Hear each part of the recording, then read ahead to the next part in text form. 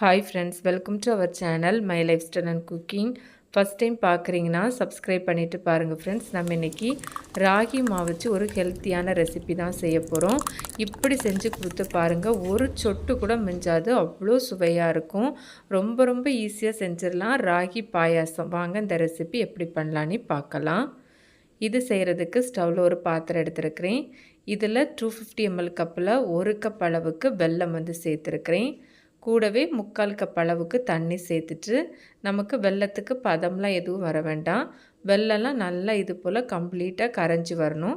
இது போல் கரைஞ்சி வந்ததும் நம்ம ஸ்டவ் ஆஃப் பண்ணிவிட்டு இதை மாற்றி வச்சிடலாம்.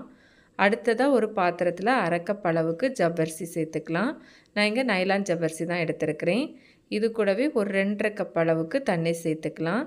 நம்ம ஜவ்வரிசியை நல்லா வேக வச்சு எடுக்கணும். ஜவ்வரிசி நல்லா டிரான்ஸ்பரண்ட் ஆகி வரதுவரையும் நம்ம இதை வேக வச்சு எடுத்துக்கலாம். ஜவ்வரிசி இது போல் வெந்து வந்ததும் நம்ம ஸ்டவ் ஆஃப் பண்ணிவிட்டு ஒரு அரிப்பில் சேர்த்து அரைச்சி ஜவ்வரிசி எடுத்துக்கலாம். இதுக்கு மேலே நல்லா ரூம் டெம்பரேச்சரில் இருக்கிற தண்ணி சேர்த்துக்கலாம். அப்போ ஜவ்வரிசி ஒன்றோட ஒன்று ஒட்டாமல் இருக்கும். இது போல் ரெடி பண்ணி எடுத்து வச்சுக்கோங்க. அடுத்ததாக ஸ்டவ்வில் ஒரு பாத்திரம் எடுத்து வச்சுருக்கிறேன். ஆனால் ஸ்டவ் ஆஃபில் தான் இருக்குது. இதில் 1/2 கப் அளவுக்கு ராகி மாவு சேர்த்துக்கலாம். இது கூடவே 1 கப் அளவு தண்ணி சேர்த்துருக்கிறேன். 250 ml கப்பில் 1 கப் அளவு தண்ணி சேர்த்துட்டு ஃபஸ்ட்டு கட்டி எதுவும் இல்லாமல் நல்லா ஸ்மூத்தாக கரைச்சி எடுத்துக்கலாம். விஸ்கெல்லாம் ஒரு ஸ்பூன் வச்சு கட்டி எதுவும் இல்லாமல் இது போல் ஸ்மூத்தாக கரைச்சி எடுத்துட்டு இது கூடவே 250 ml கப்பில் 2 கப் அளவு தண்ணி சேர்த்துக்கலாம்.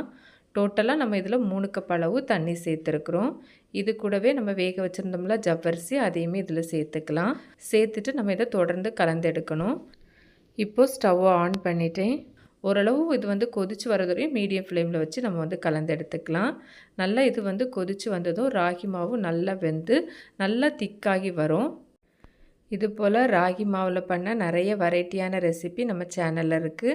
லிங்க் எண்ட் ஸ்க்ரீன் ஐகார்டில் கொடுத்துருக்குறேன். ஃப்ரீ டைமில் சேனலையும் விசிட் பண்ணி பாருங்கள். கண்டிப்பாக உங்களுக்கு யூஸ்ஃபுல்லாக இருக்கும். இது போல் நல்லா ராகி மாவு வெந்து திக்காகி வந்ததும் இதில் நம்ம ஏற்கனவே வெல்லம் கரைச்சி வச்சுருந்தோம்ல, அதை இதில் ஃபில்ட்ரு பண்ணிவிட்டு சேர்த்துக்கலாம். சேர்த்துட்டு நல்லா கலந்து எடுத்துக்கலாம். நீங்கள் வெல்லத்துக்கு பதிலாக கருப்பட்டி கூட சேர்த்துக்கலாம். அதுபோல் இனிப்பு சுவையும் உங்கள் சுவைக்கு தக்கன கொஞ்சம் கூட்டி குறைச்சி கூட சேர்த்துக்கலாம். சேர்த்து நல்லா கலந்து எடுத்துக்கலாம். இது ரொம்ப டேஸ்ட்டாக இருக்கும் ஃப்ரெண்ட்ஸ். கண்டிப்பாக மிஸ் பண்ணாமல் ட்ரை பண்ணி பாருங்கள். இது போல் நல்லா கலந்ததுக்கப்புறமா நமக்கு இது நல்லா கொதித்து வரணும்.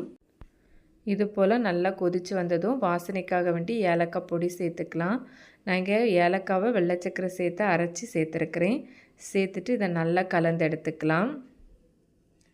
இது போல் நல்லா கலந்து எடுத்ததுக்கப்புறமா இது கூட ஒரு 2 பிஞ்சு போல் உப்பும் சேர்த்து ஒருக்க கூட நல்லா கலந்து எடுத்துக்கலாம். இப்போ நம்ம இதில் தேங்காய் பால் சேர்த்துக்கலாம். நான் இங்கே ஒரு அரை முறி தேங்காயிலேருந்து பால் எடுத்து வச்சுருக்கிறேன்.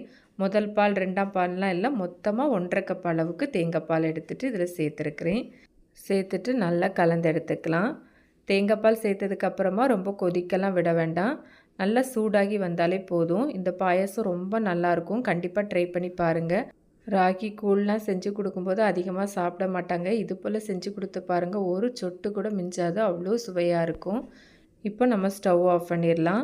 இது கூடவே ஒரு 2-3 டேபிள் ஸ்பூன் போல் தேங்காய் துருவல் கூட சேர்த்துக்கலாம். அதுவும் ரொம்ப நல்லாயிருக்கும். நான் இங்கே நெய்யில் கொஞ்சமாக முந்திரி பருப்பு மட்டும் வறுத்து இதில் சேர்த்துருக்கிறேன். சேர்த்து கலந்து எடுத்துருக்கிறேன். இப்போ இது ஒரு 1லேருந்து ஒரு 2 நிமிஷம் மட்டும் மூடி வச்சிடலாம்.